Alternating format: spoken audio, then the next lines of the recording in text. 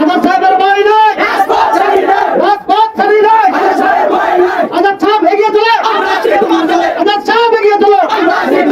গোপালদের মাটি, গোপালদের মাটি, যুব দলের মাটি, গোপালদের ঘাটি।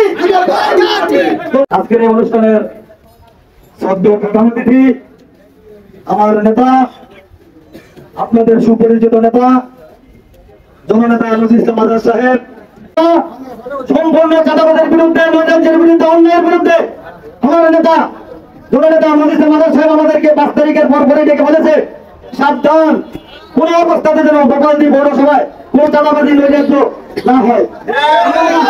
আপনাদের সকলকে নিয়ে নেতার নির্দেশে মাঠে ঝাঁপিয়ে পড়েছি। ইনশাআল্লাহ আমরা সে কাজ করতে দেই না, আগামীতেও দিব না।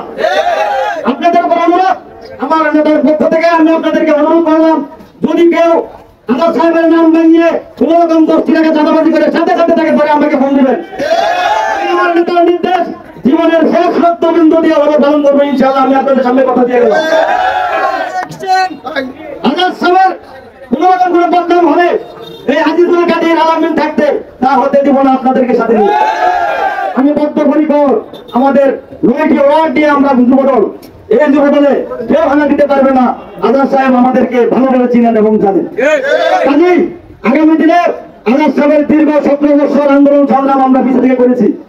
এখন সুযোগ এসেছে আওয়ামী লীগের ওই হাসিনার কিছু বেদাত্তা, ওই হাসিনার কিছু দোসররা আমাদের ফাঁকে দিয়ে ঢুকে গেছে। আর ঢুকেই আমাদের দলের বদনাম, আমাদের নেতা নজির ইসলাম আজাদ সাহেবের বদনাম করার চেষ্টা করছে, কিন্তু পারবে না। আপনারা যদি সজাগ থাকেন, তারা কখনোই এই হীন কাজ করতে পারবে না ইনশাআল্লাহ। তাই আপনারা কথা দেন, আগামী দিনে গোপালদি পৌর যুবদল আপনারা সকলে কি আজাদ সাহেবের মিলে আছেন? হাত তুলে দেখান।